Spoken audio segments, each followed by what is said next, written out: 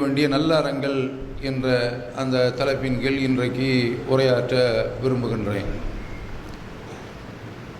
மாணவர்களே, லீவு முடியப் போகின்றது, விடுமுறை முடியப் போகின்றது.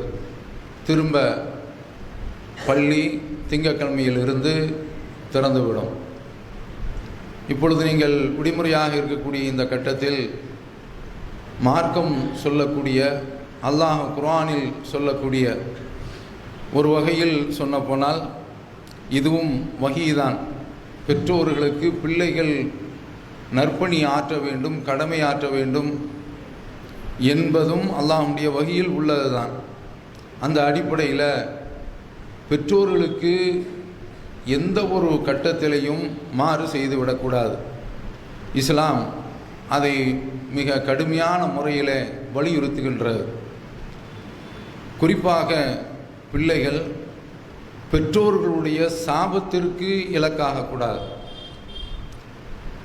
அல்லாஹ் உடைய தூதர் ஒரு நிகழ்வை நமக்கு சொல்கிறாங்க. பனு இஸ்ரவேலர்களுடைய காலத்தில் வாழ்ந்த ஜுரைஜ் என்ற ஒரு நல்லடியார், அவர் தொழுதுகிட்டு இருக்கிறார். அவங்களுடைய தாயார் அழைக்கிறாங்க, கூப்பிடுறாங்க. இவர் நாம் தொழுதுகிட்டு இருக்கோமே, தொழுகையில் தொடர்வதா அல்லது தாய்க்கு பதிலளிப்பதா என்ற ஒரு தயக்கத்தில் இருக்கும்போது அவங்க ஒரு பிரார்த்தனை செய்கின்றார்கள். அல்லாஹும்ம லா துமித்துஹு ஹத்தா துரியஹு உஜூஹல் மூமிசாத். இவரை விபச்சாரிகளுடைய முகத்தில் விழிக்காமல் அவருடைய உயிரை நீ கைப்பற்றி விடாதே, அவரை நீ மரணிக்க செய்து விடாதே என்று அவங்க வேதனையில் துவா செய்கிறாங்க. அப்படி கேட்ட அந்த துவா ஒப்புக்கொள்ளப்படுகின்றது. அந்த நேரமும் வருகின்றது. இவரை ஒரு பெண்ணு தவறான பாதைக்கு அழைக்கின்றார். அப்படி அழைக்கின்ற போது இவர் அதற்கு இணங்கவில்லை.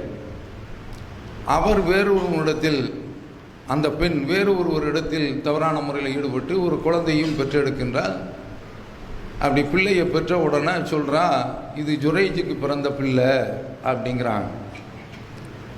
இப்படி சொன்ன உடனே அந்த மக்கள் கோபத்தில் அவர் இருந்த அந்த வணக்க வழிபாடு செய்யக்கூடிய இடத்தை, தளத்தை அடித்து உடச்சி எடுத்துட்டாங்க.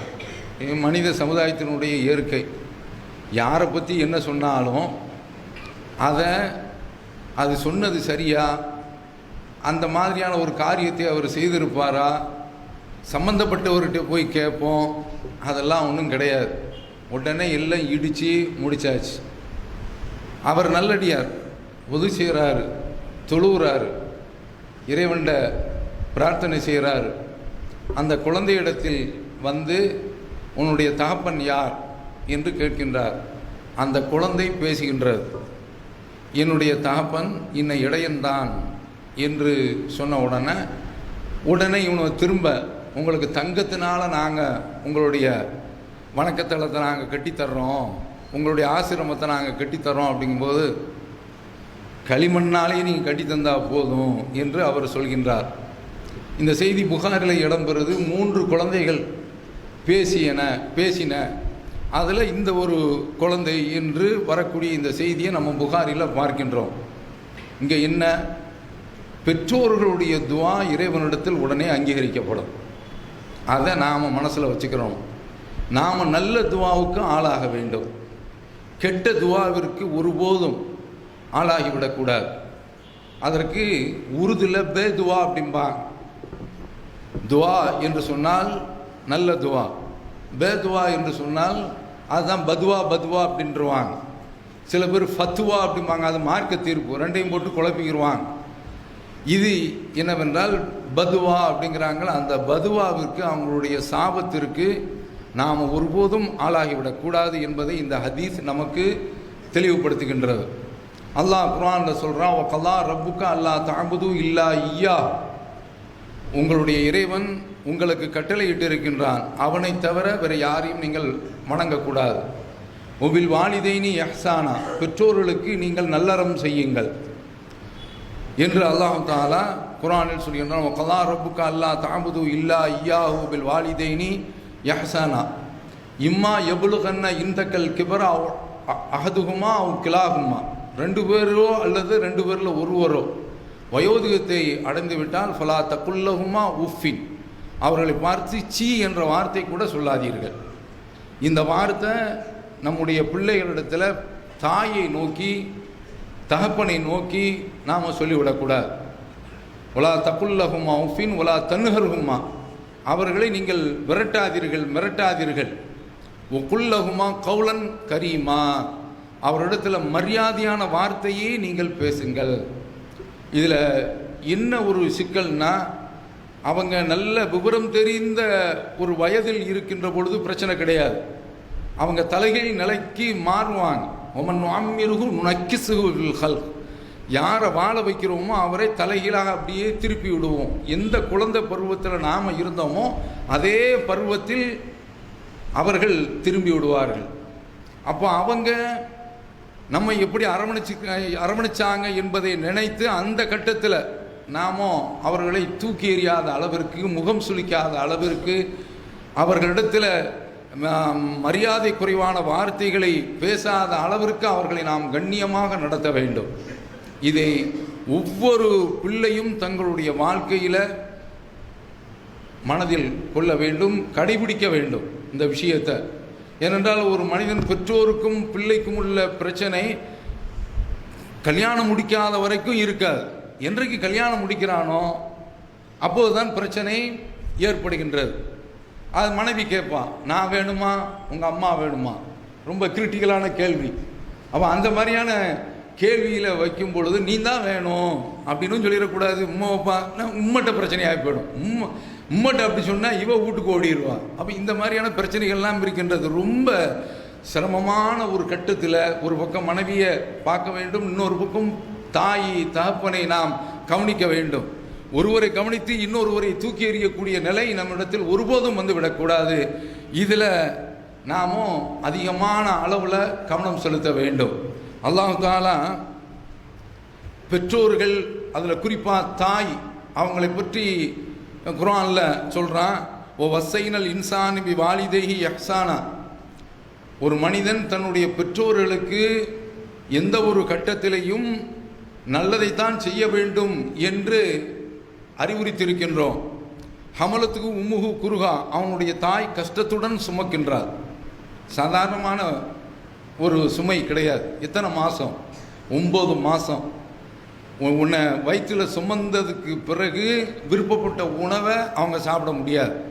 வயிறு அவங்களுக்கு முன்னால் வர வர வர வர வர கணம் கூட கூட, அதாவது உன்னுடைய இடை உன்னுடைய தாய்க்கு கூட கூட அவங்க சிரமத்தை அனுபவிக்கின்றார்கள். விரும்பிய உணவை சாப்பிட முடியாது, விரும்பிய திசையில் அவங்க படுக்க முடியாது. அப்படி ஒரு பக்கத்தில் இருந்து இன்னொரு பக்கம் அவர்கள் படுக்க வேண்டும் என்று சொன்னால் அப்படியே திரும்பக்கூடாது, எழுந்திருச்சு அப்படியே திரும்பணும் என்று சொல்லக்கூடிய அளவில் அவங்களுடைய செயல்பாடு, அவங்களுடைய தியாகம் அமைந்திருக்கின்றது. அதனால் சொல்கிறான், ஹமலத்துக்கு உம்முஹு குருஹா, கஷ்டப்பட்டு பிள்ளையை அவங்க சுமக்கின்றார்கள். வலாத்துகு குருஹா, கஷ்டப்பட்டு பிள்ளையை பெற்றெடுக்கின்றார்கள். வஹம்லுஹு உஃப்சாருஹு சலாசுன ஷஹரா, சுமப்பதும் பால் குடியை நிறுத்துவதற்குண்டான அந்த காலகட்டங்கள் 30 மாதங்கள், 3 வருடங்கள் கிட்டத்தட்ட ஒரு தோராயமாக. இந்த அளவிற்கு அவங்க சிரமப்படுறாங்க. இதில் ரொம்ப ஆச்சரியத்துக்குரிய விஷயம் என்ன தெரியுமா? பால் கொடுக்கக்கூடிய அந்த நிலைமையில் இப்போ சமீபத்தில் ஒரு ஆய்வு, சுண்டலியை பிடிக்கிறான், தாய் சுண்டலி, அதே போல் குட்டி சுண்டலி. குட்டி சுண்டலி இருக்கின்றத அது அழுகின்றது. அதாவது இது போன்ற இந்த இனத்திற்கெல்லாம் பாலூட்டி இனங்கள் நமக்கு தெரியும்.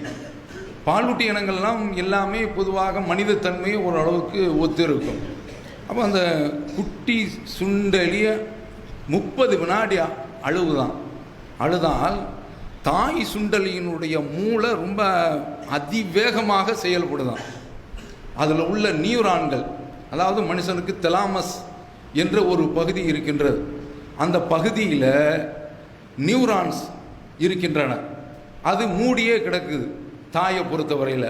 ஏனென்றால் சுரக்கும் பால் வீணாக சுரந்து விடக்கூடாது என்பதற்காண்டி அது மூடி வைக்கப்பட்டிருக்கின்றது. இந்த குழந்தை அப்படி அழுத உடனே அப்படியே அந்த தகவல் மூளைக்கு போய், மூளை கொஞ்ச நேரத்தில் பிள்ளை அழுவுது அப்படின்னு சொன்ன உடனே அதெல்லாம் திறந்து பால் சுரப்பதற்குண்டான வேலை அத்தனையும் துவங்கி விடுகின்றது. பால் வழிய ஆரம்பித்து விடுகின்றது. எவ்வளவு பெரிய ஒரு இணைப்பு அல்லாஹ் தஆலா வச்சிருக்கான் பாருங்க. ஏன் தெரியுமா? அந்த பிள்ளையை தூக்கி மார்பகத்தில் அரவணைத்து பால் கொடுக்கக்கூடிய அந்த சந்தர்ப்பத்தில் அந்த குழந்தை ஏமாற்றத்துக்கு உள்ளாகும் பொழுது விரக்தி அடைகின்றது. பால் சுரக்கவில்லை என்று சொன்னால் தாய்க்கும் பதட்டம், பிள்ளைக்கும் பதட்டம். பிள்ளையாலும் ஒரு குழந்தையாக இருக்கக்கூடியவர்களுக்கு ஒரே ஒரு மொழிதான், வயிற்று வலி என்றாலும் அழுகைதான், தூக்கமில்லை என்றாலும் அழுகைதான், பசி என்றாலும் அழுகைதான். உன்னுடைய மொழி ஒரே ஒரு மொழி, அழுகையை தவிர்த்து வேறு எந்த மொழியும் உனக்கு தெரியாது.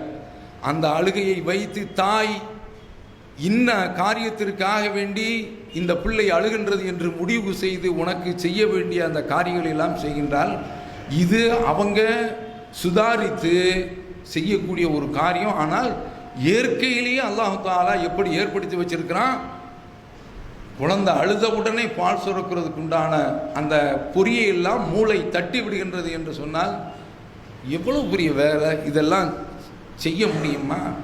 இந்த தாய்ப்பால் ஒரு குழந்தை குடிக்கவில்லை என்றால் அரை மணி நேரம் குடிக்கக்கூடிய தாய்ப்பால், அதற்கு பேர் சீம்பால், குழந்தை பிறந்தவுடன் அது கொடுத்தாகணும். அது வெறும் பால் கிடையாது. அது என்ன என்று கேட்டால், இவன் சாகிற வரைக்கும் உள்ள எதிர்ப்பு சக்திக்குள்ள பால், மருந்து. அது கண்டிப்பாக ஒவ்வொரு குழந்தைக்கும் 6 மாதம் கொடுத்தே ஆக வேண்டும். ஆனால் ரப்புல் ஆலமீன் என்ன சொல்றான்? அவர்களுக்கு 2 வருடம் கொடுங்கள் என்று சொல்கின்றான். அவை இந்த அளவிற்கு அந்த தாய்க்குள்ள அந்த பாலில் உன்னை வளர வைக்கிறான்.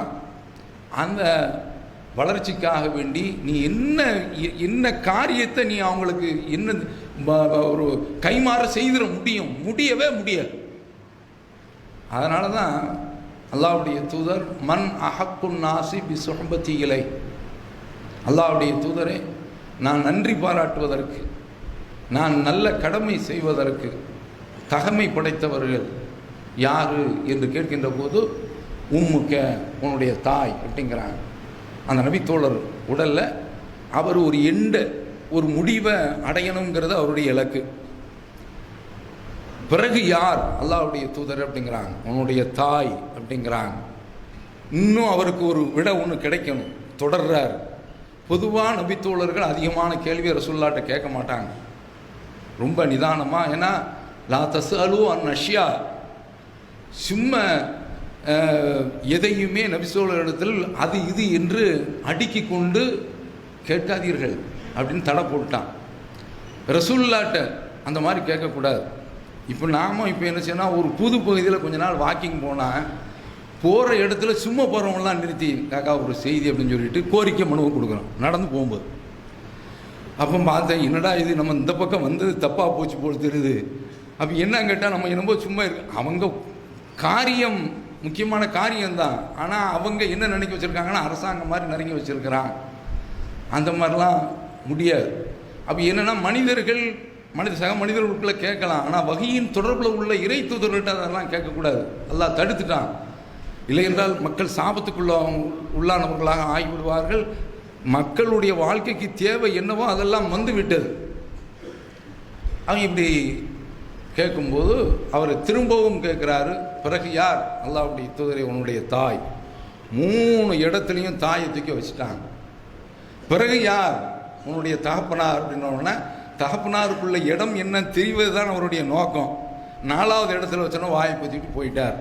அதனால் நம்ம என்ன செய்யணும், தாயிட்ட நல்ல மரியாதை கொடுத்துட்டு தகப்பனை போட்டு புரட்டி எடுத்துட வேண்டியது. அந்த மாதிரி கிடையாது. தியாகத்தில் அந்த 2 பேருக்கும், அதாவது தாய் தந்தையருக்கும் 2 பேருக்கும் மத்தியில் இவ்வளோ பெரிய வித்தியாசம் இருக்கின்ற தாய் என்பவள் அவள் அந்த தியாகத்திற்கு ஒரு தகப்பன் ஈடு கொடுக்க முடியாது. ஆனால் தகப்பனும் பிள்ளைகள் மீது பிரியம் வச்சிருப்பான். அந்த பிரியமெல்லாம் அவனுக்கு வெளியே வர்ற தாய் வெளிப்படுத்திடுவா. தாப்பன் என்ன செய்வானா, அந்த பிள்ளையை கட்டி கொடுக்கும்போது இந்த பட்டிமன்றத்தில் தான் சொல்கிறானோ, அந்த கர்ச்சிப்பை அப்படி ஒரு மாதிரி அப்படி உள்ளே வச்சுக்கிட்டு அப்படியே தனக்குள்ளேயே அழுகையை கட்டுப்படுத்த முடியாமல் கண்ணீர் பீறிட்டு வரும். போயிட்டு வாமா அப்படி நினச்சிவாப்புல அனுப்பி விடுவாப்புல. இது பெற்ற தகப்பன், அவனுக்கும் பாசம் இருக்கும். ஆனால் தாயுடைய பாசம் அது வெளியில் தெரிஞ்சிடும். அதுதான் இயற்கையாக அமைச்சிருக்கிறான். அதனால தான் இவன் என்ன செய்கிறான்னா, தகப்பனோட தாய்கிட்ட ரொம்ப ஏறி மீறிக்கிறது. ஏதாவது சாப்பாடு கிடைக்கலன்னா சாப்பிட மாட்டேன், நைட்டில் அவன் பட்டினி கிடப்பான். அந்த அம்மா தூங்காது. நல்லா ஆயிருப்படா சாப்பிட்றா, நல்லா ஆயிருப்ப சாப்பிட்றான், நான் சாப்பிட மாட்டேன் அப்படி இப்படின்னு சொல்லுவாங்க. டேய் குற்றுயிர்காரன் கிடந்தாலும் தூங்கிட முடியும்டா, அதாவது குறவைத்துக்காரன் தூங்க முடியாதுடா, சாப்பிட்றான்னு விடிய விடிய கெஞ்சினாலும் எழுந்திரிக்க மாட்டான். என்ன கேட்டால் அந்த பலவீனம். தாப்பனாக இருந்தால் 4 அடி எட்டிக்கிட்டு சாப்பிடு என்னான்னு தொலைஞ்சிப்போ அப்படின்ட்டு அவன் பாட்டு போய்கிட்டே இருப்பான்.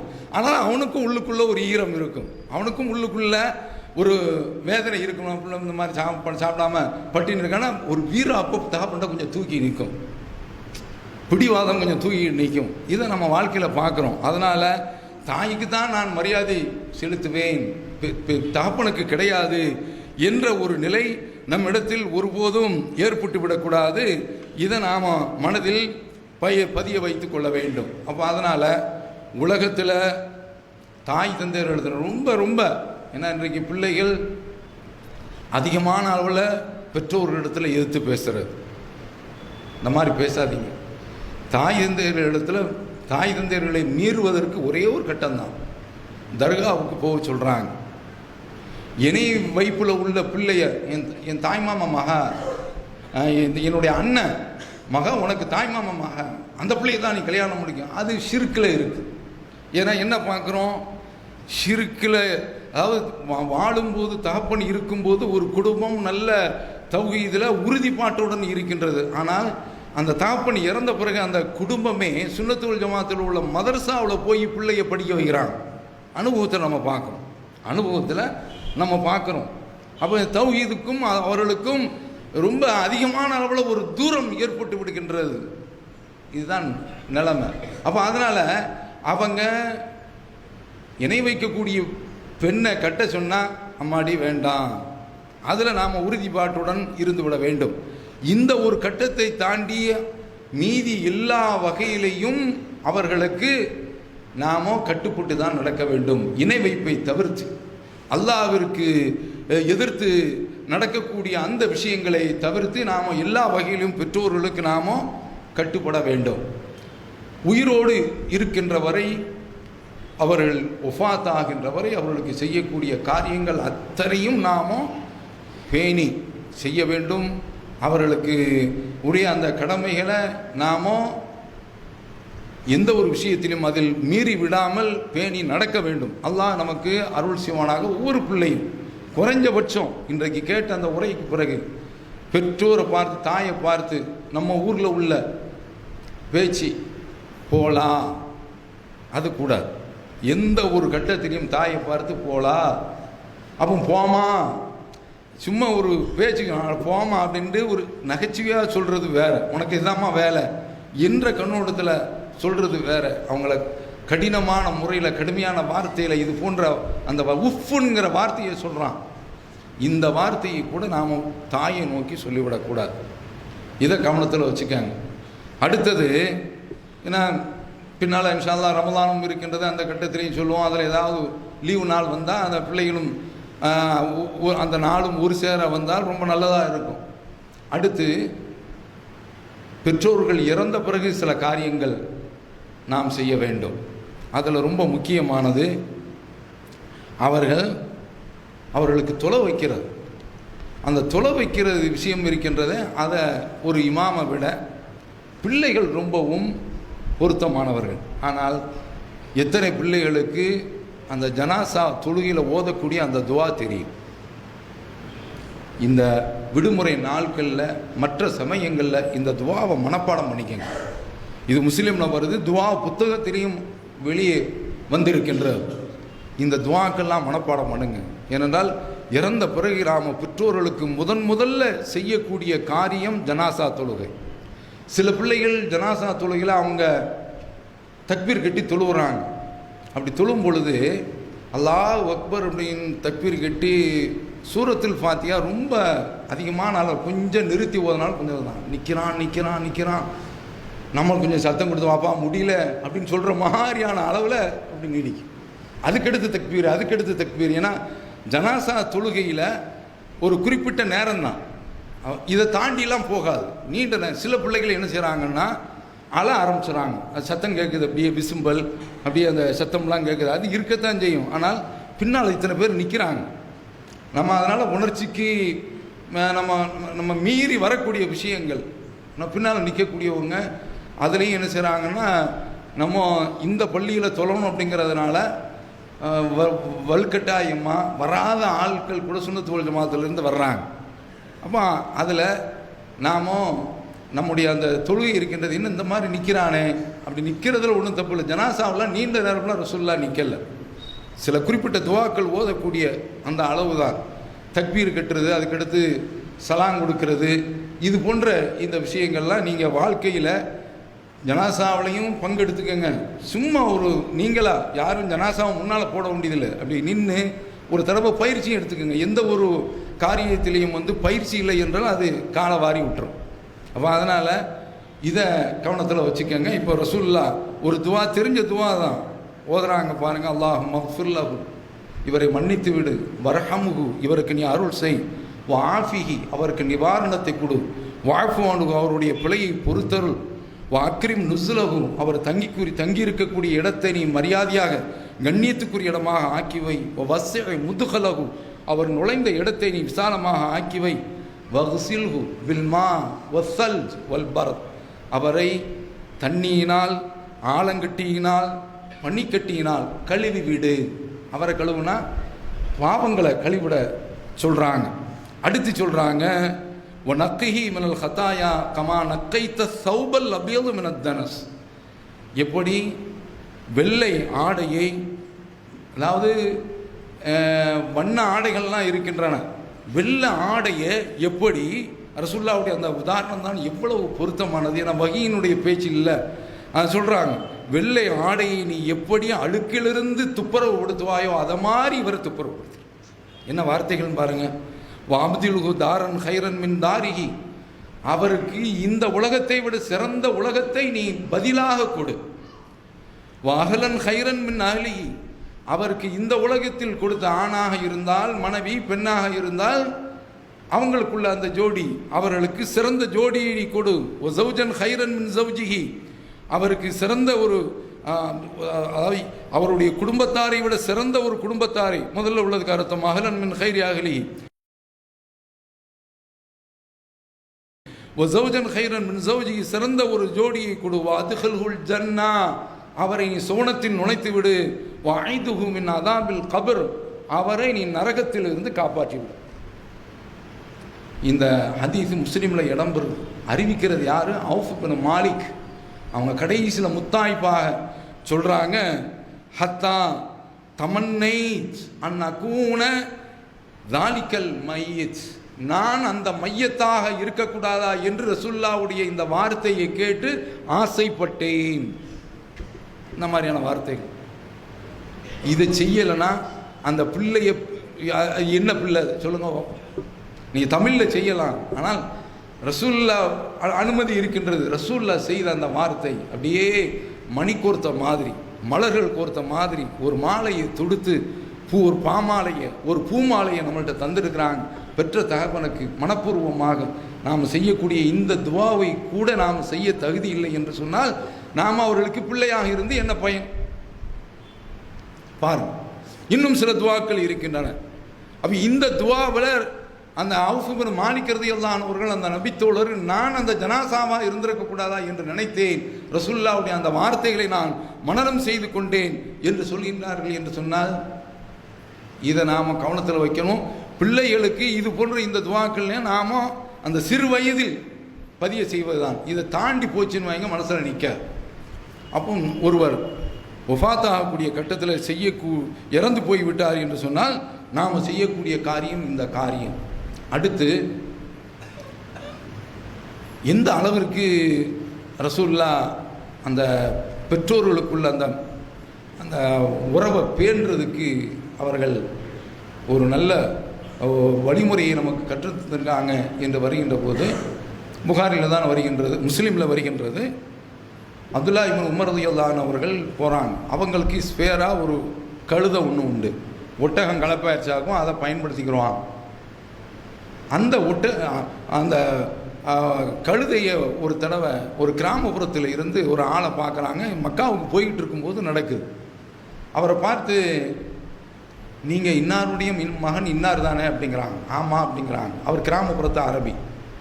நான் இன்னார் தான் அப்படின்னு சொன்ன உடனே, இந்தாங்க இந்த கழுதையை பிடிங்க, தன்னுடைய தலப்பாகை அவிழ்த்து இதையும் வச்சுக்கோங்க, நீங்கள் இதில் ஏறி போங்க அப்படின்னு சொல்கிறாங்க. கூட இருக்கக்கூடிய தோழர்கள்லாம் கஃபரல்லாஹு லக், அல்லாஹ் உங்களுக்கு மன்னிப்பை வழங்குவானாக, இது நீங்கள் ஸ்பேராக வச்சிருக்கிறது, இதை இவர்களுக்கு நீங்கள் கொடுக்கறதுக்கு என்ன காரணம் என்று கேட்கின்ற பொழுது அதற்கு அவங்க சொல்லக்கூடிய வார்த்தை என்ன தெரியுமா? இன்னமின் அபர்ரில் பிர்ரி, பெற்றோருக்கு செய்யக்கூடிய மிக சூப்பரான, அந்த வார்த்தை அப்படி தானே இருக்கின்றது, மிக சூப்பரான ஒரு நல்லறம் என்ன தெரியுமா?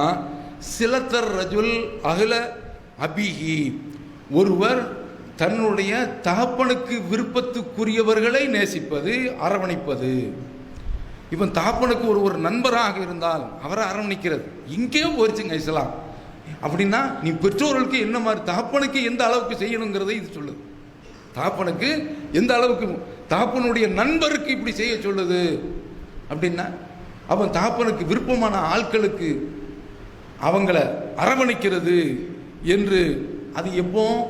அந்த தகப்பன் இறந்த பிறகு தகப்பனுடைய நண்பரை, தகப்பனுக்கு உடைய சொந்தங்களை அரவணைப்பது என்று சொல்லிவிட்டு, இன்ன அபாஹு கான சதீகல் உமர், இவருடைய தகப்பனார் இருக்கின்றத அவங்க உமருக்கு நண்பராக இருந்தார் என்று சொல்கின்றார்கள் என்று சொன்னால் என்னன்னு பாருங்க. இதுதான் நாம் கவனிக்க வேண்டிய விஷயம். அப்போ அதனால் இறந்த பிறகு பெற்றோர்களுக்கு செய்ய வேண்டிய காரியம் இருக்கின்றது. அடுத்து இப்போ என்ன செய்கிறாங்கன்னா, நாம் வாழ்நாளில் நம்ம ஜமாத்திலேயே ஒரு பெரியவர் பள்ளிவாசல்லையே கடையாக கிடந்தார். எப்போ பார்த்தாலும் கம்பு ஊனிட்டு வரக்கூடிய ஆட்கள் எல்லாம் அவரை தாங்க இவரை மசூரமாலை கொண்டு போய் விடுங்க என்று சொல்லி பள்ளிவாசல் கொண்டு வருவோம். இங்கே வருவார், பக்கத்தில் போய் ஒரு டீயை குடிப்பார், மீண்டும் பள்ளிவாசலில் இருப்பார். திண்ணை தோழர் மாதிரி பள்ளிவாசலே கிடந்தவர். ஒஃபாத்தாயிட்டார், எங்கேயோ கொண்டு போய் அடக்கிட்டு போயிட்டான். இதுதான் வேதனைக்குரிய ஒரு விஷயம். இதுதான் வேதனைக்குரிய விஷயம். பாருங்கள், அந்த அந்த அந்த தாப்பனுடைய விருப்பத்தை பிள்ளைகள் நிறைவேற்றக்கூடியவர்களாக இருக்க வேண்டும். அதுதான் சாலியான மக்கள். என்ன பாருங்களேன், சாது உப்மாதா ரலியல்லாஹு அன்ஹு அவர்கள் ரசூலுல்லாஹ்ட்ட வர்றாங்க. அல்லாஹ்வுடைய தூதரே, நான் வெளியூருக்கு போயிட்டேன், அந்த நேரத்தில் என்னுடைய தாயார் இறந்துட்டாங்க, ஆனால் அவங்க ஏதோ ஒரு தர்மம் செய்ய வேண்டும் என்ற நிலையில் இருந்திருக்கின்றார்கள். நான் அவங்களுக்கு தர்மம் செய்தால் அதற்கு பயன் இருக்குமா என்று கேட்கின்றார்கள். நபி ஸல்லல்லாஹு அலைஹி வஸல்லம், ஆமாம், அதில் என்னப்பா, தாராளமாக அதற்கு பலன் கிடைக்கும் என்று சொன்ன உடனே, இன்னி உஷுஹிதுக்க, அல்லாஹ்வுடைய தூதரே, உங்களையே நான் சாட்சியாக்கி வைக்கின்றேன், என்னுடைய மிஹ்ரஃபா என்ற இந்த தோட்டத்தை நான் அவர்களுக்காக வேண்டி அர்ப்பணிக்கின்றேன். ஒரு தோட்டம் எத்தனை ஏக்கரோ எத்தனை சென்டோ அது நமக்கு தெரியவில்லை, அதெல்லாம் வரல. அப்படி பிள்ளைகள் கொடுக்கின்றார்கள் என்று சொன்னால் பெற்றோர்களுடைய அந்த விருப்பத்தை பிள்ளைகள் இப்படி நிறைவேற்ற வேண்டும். எங்கள் அப்பா போயிட்டான், அதுக்கு என்ன செய்ய முடியும் என்ற நிலையில் நாம் ஒருபோதும் இருக்கக்கூடாது. இதை மாதிரி நிறைய ஹதீதுகள் வருகின்றன, பார்க்கின்றோம். நபி ஸல்லல்லாஹு அலைஹி வஸல்லம் அவர்களுடைய காலத்தில் இதை யார் அறிவிக்கின்றார்கள் என்றால், அபூ புரைதா ரலியல்லாஹு அன்ஹு அவர்கள், நாங்கள் ரசூலுல்லாஹ்ட்ட உட்கார்ந்துருந்தோம், ஒரு பெண்ணு வர்றாங்க, நான் என்னுடைய தாய்க்கு ஒரு அடிமை பெண்ணை தர்மமாக கொடுத்துருந்தேன் அப்படின்னு சொன்ன உடனே அவங்க இறந்துட்டாங்க. ரசூலுல்லாஹ் உடனே சொல்கிறாங்க, வஜப அஜுரிக்கி, உனக்குள்ள கூலி அல்லாஹ்விடத்தில் உறுதியாகிவிட்டது. ரத்தஹா அலைக்கில் மீராஸ், வாரிசுரிமை சட்ட அடிப்படையில் அந்த அடிமை பெண்ணு உனக்கு வாரிசாக வந்து சேர்ந்துருவாங்க அப்படின்னு சொன்ன உடனே அதோடு அந்த அம்மா திருப்திப்பட்டு போகல. இதுதான் நபித்தோழியர், இதுதான் நபித்தோழியர். அல்லாஹ்வுடைய தூதரே, என்னுடைய தாய்க்கு 1 மாதம் நோன்பு இருக்கின்றது. அஃபா அசூமு அன்ஹா, இன்றைக்கி அவன் நோன்பு பிடிக்கிறது பெரிய பிரச்சனையாக இருக்கு. அஃபா அசூமு அன்ஹா, அவங்களுக்கு பதிலாக நான் நோன்பு பிடிக்கலாமா? சூமி, நோன்பு பிடிச்சிக்க அப்படிங்கிறான். இன்னஹா லம் தஹஜ்ஜு கத், இது பெற்ற பிள்ளைகளுக்கு உரியது. அவங்க ஹஜ்ஜும் செய்யலை என்று சொன்ன உடனே அஃபா ஹஜ்ஜு அன்ஹா, அவங்களுக்கு பதிலாக நான் ஹஜ்ஜு செய்யலாமா? ஹுஜ்ஜி அன்ஹா, செய்துக்கம்மா ஹஜ்ஜ என்று நபி ஸல்லல்லாஹு அலைஹி வஸல்லம் அவர்கள் சொல்கிறதாக இருந்தால் ஹஜ்ஜி செய்கிறது பிரச்சனை கிடையாது. 30 நாள் பட்னி கிடக்கிறது ரமலான் மாதத்தில் கிடந்துட்டு போயிடலாம். மற்ற காலத்தில் அப்படி கிடக்க முடியுமா? இதுதாங்க. அப்போ அந்த தாயினுடைய அந்த கடமையை இறந்த பிறகும் கடமையை நிறைவேற்றுறாங்க பாருங்க. இந்த அடிப்படையில் பிள்ளைகள் இருக்க வேண்டும். அடுத்து பார்க்கின்றோம், இப்னு அப்பாஸ் ரலியல்லாஹு அன்ஹு அவர்கள் சொல்கிறாங்க, அவங்கள்ட்ட அவங்க இருக்கும்போது ரசூலுல்லாஹ்ட்ட ஒரு பெண் வந்து சொல்கிறாங்க, எங்கள் அம்மா இறந்துருச்சு, அவங்களுக்கு நேர்ச்சை நோன்பு இருக்கின்றது, அந்த நேர்ச்சை நோன்பு வைக்கிறதுக்கு முந்தைய வஃபாத் ஆயிட்டாங்க. அஃபா அசுமு அன்ஹா, அவங்களுக்கு பதிலாக நான் நோன்பு பிடிக்கவா அப்படிங்கிறாங்க. அப்புறம் ரசூல் ஸல்லல்லாஹு அலைஹி வஸல்லம் அவர்கள் ஒரு லாஜிக்கை சொல்கிறாங்க, ஐதி லவ்கான அலா உம்மிக்கு தைனுன் ஃபகலைதிஹி, அவங்க உண்மையிலே கொஞ்சம் கடன் விட்டுட்டு போயிட்டா அதை நிறைவேற்றுவா இல்லையா? இப்போ என்ன செய்கிறாங்கன்னா, நம்ம பிள்ளைகள் சொத்தாக சேர்த்து வச்சான், எனக்கு அந்த பைபாஸ் ரோட்டில் ஒரு ஏதாவது கடையை வாங்கி போட்டானா, ஒரு வயலை வாங்கி விட்டு போனானா, ஒன்றுமே இல்லாமல் அவன் இறக்கும்போது கடனை வச்சுட்டு போயிட்டாங்க. இந்த ஆள் பேசாதீங்க, ஏன்னால் அந்த தகப்பன் உங்களுடைய சின்ன பிள்ளையா, நீங்கள் சின்ன பிள்ளையாக இருக்கும்போது சம்பாதிச்சு போட்டான் தெரியுமா, அதுக்கு நீங்கள் நான் உதாரணத்துக்கு சொல்கிறேன், ஹதீஸான்னு கேட்டுறாதீங்க, பெரிய ஒரு உகது மலை அளவுக்கு தங்கம் இருந்து கொடுத்தாலும் ஈடாது அவங்க செய்த அந்த தியாகத்து. அது சாதாரணமான விஷயம் கிடையாது. அவன் சம்பாதிச்சு போட்டது இருக்கின்றதே, கடனாளி ஆகிவிட்டால் அந்த கடனை நீ கொடுப்பியா அப்படின்னு கேட்குறாங்க. நம்ம ஆட்கள் உலகத்தில் உள்ள அந்த கடனை அடைக்கிறதுக்கு ரொம்ப யோசிக்கிறான். ஆனால் ரசூலுல்லாஹ் என்ன கேட்குறாங்கன்னா, தார்மீகமாக அந்த மக்கள் அப்படி இந்த கடனை அடைக்கக்கூடியவர்களாக இருந்திருக்கின்றார்கள். அப்படி தான் இஸ்லாம் அவர்களை பக்குவப்படுத்தி இருந்தது. அவர் ரசூல் ஸல்லல்லாஹு அலைஹி வஸல்லம் இடத்துல அவங்க சொல்கிறாங்க, ஆமாம் கடனை விட்டு போனால் நான் அடைப்பேன் அப்படிங்கிறாங்க. இப்போ சூமியான் உண்மை அப்படியானா அந்த அவங்க நேர்ச்சி செய்த அந்த நோன்பை நீ நிறைவேற்றுமா அப்படிங்கிறாங்க பாருங்க. அப்போ இந்த அளவிற்கு பிள்ளைகள் இருக்க வேண்டும். இது தொடர்பாக இன்னும் செய்திகள் இருக்கின்றன. அந்த அடிப்படையில் நாம் நடந்துக்கிறணும். அல்லாஹ் தஆலா நமக்கு அந்த பக்குவத்தை தர வேண்டும். இதில் நாம் செய்ய வேண்டிய அந்த உதவிகளிலே பெற்றோர்களுக்கு செய்யக்கூடிய அந்த உதவி இருக்கிறதுலே மிகப்பெரிய அளவில் உள்ளது. அதை நம்முடைய வாழ்க்கையில் நாம் கடைபிடிப்போமாக உயிரோடு இருக்கும்போதும் பெற்றோர்களுக்கு நல்ல காரியம் செய்வோம், இறந்த பிறகும் நம்ம நல்ல காரியம் செய்ய வேண்டும். வாஹிர் தஅவானா அல்ஹம்துலில்லாஹி ரப்பில் ஆலமீன்.